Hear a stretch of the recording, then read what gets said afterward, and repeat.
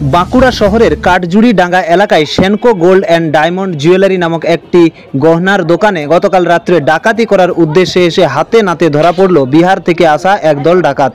গতকাল রাত্রে পুলিশ গোপন সূত্রে খবর পেয়ে দুজনকে হাতে নাতে ধরে ফেলে বাকিদের খোঁজে তল্লাশি চালাচ্ছে পুলিশ। ধৃতদের কাছ থেকে একটি মোটর বাইক যার নম্বর প্লেট চুরি করা, 3টি মোবাইল ফোন, 3 রাউন্ড গুলি সহ একটি পিস্তল সহ বেশ কিছু নগদ টাকা উদ্ধার করেছে। ধৃতদের আজ বাঁকুড়া জেলা আদালতে তোলা হলে 7 দিনের পুলিশি হেফাজতের নির্দেশ দেয় বিচারক। ধৃত দুজনের নাম অজিত কুমার রায়, বাড়ি বিহারের মানুয়া, এবং অপরজনের নাম রোহিত কুমার রায়, বিহারের নাগদাডিয়ার এলাকার বাসিন্দা। ধৃতদের আনুমানিক বয়স 28 থেকে 30 বছরের মধ্যে।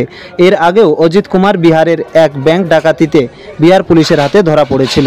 তবে এই ঘটনায় রীতিমতো চাঞ্চল্য ছড়িয়েছে বাঁকুড়ায়।